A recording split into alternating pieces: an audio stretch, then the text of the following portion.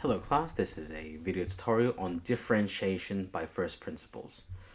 First, let's combine all the previous concepts that we've learned. The gradients between 2 points can be found using this formula instead. We saw that the average rate of change,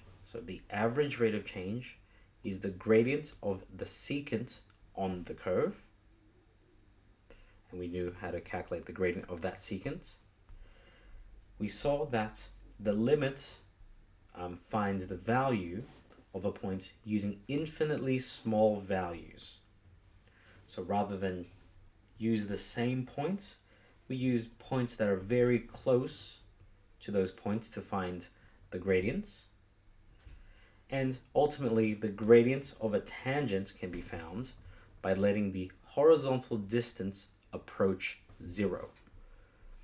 So remember, we were looking to find the gradients of this tangent, but when we tried to find using the same point, we got 0 over 0. To get around that, we start just making this limit, this distance of h, we made this point closer and closer. So we picked a point of 2.1, 2.01, 2.11, 2.001, and so on. That would simulate finding the gradients of the tangent at this point. So the limit of h approach 0 of that gradient function.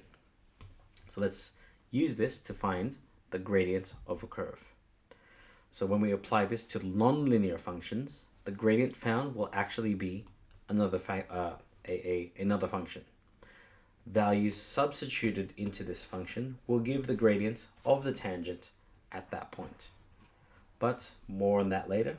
Let's actually just learn to utilize this formula to differentiate by first principles the following functions. For this, it's easiest to find this expression first. So f of x plus h, we're going to substitute this into our function. We get x plus h squared. We expand this. We square the first. Sorry, we don't need the brackets. So square the first, square the last, and we double the product. Once we have this, we now substitute this into our expression here. So we're now going to find the gradient of this curve. So f prime of x of f of x plus h, which we have the expression of here. So this gives us, so following the formula, limit as h approaches 0 of f of x plus h, so x squared plus 2xh plus h squared minus the original function x squared. For this, I'm going to write it in a bracket because you'll see why we would need this bracket later. All of this all over h. So notice how we are finding the gradient of f of x plus h against the original f of x, but we are going to let the distance between these 2 points approach 0. So when we do this, we still have that limit yet to apply. We can cancel out x squared because it is x squared minus x squared. We are left with 2xh plus h squared all over h. For this, we factor out that h on the numerator.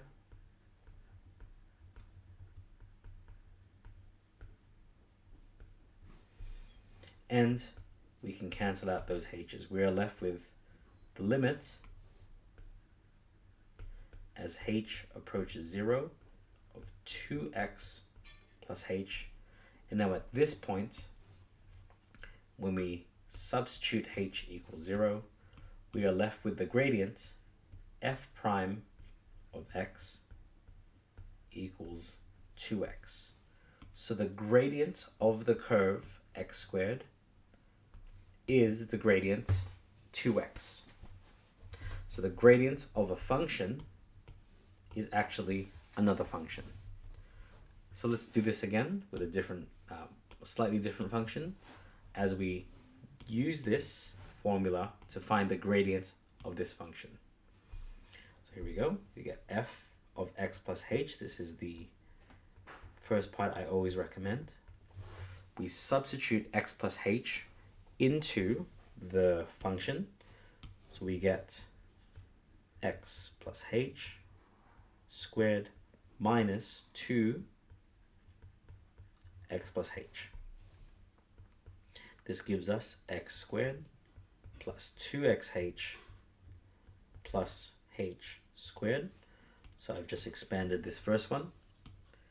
And expanding now this next bracket, we get minus 2x minus 2h. We now go to find this gradient.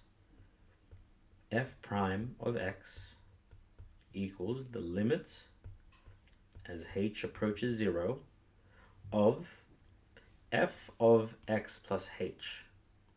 Since we've already found our expression, we can just rewrite this here in the numerator.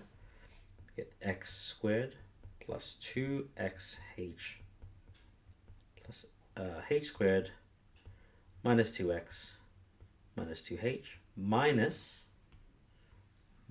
f of x. So we are subtracting this expression. So minus x squared minus 2x all over h. So we get, let me keep rewriting that. We get the limit as h approaches 0. From here, notice we can do x squared minus x squared. So that's been eliminated. And we have here minus 2x minus 2x. So this minus 2x is plus 2x. These cancel. So ultimately, this is gone. And these two expressions are also gone. We are left with 2xh. So these ones here. We are left with these three expressions. So 2xh plus h squared minus 2h all over h. From here, we still have the limit that we are yet to evaluate. We factor out the h, 2x plus h minus 2 all over h. Those two cancel. We still have the limit as h approaches 0 of 2x plus h minus 2. And now when we let h approach 0, that goes away, and we are left with the function 2x minus 2. So I hope that gave you an insight into how we use this differentiation by first principles. Okay, so hope to see you in the next video where I do these next two examples. Hope to see you then, and best of luck.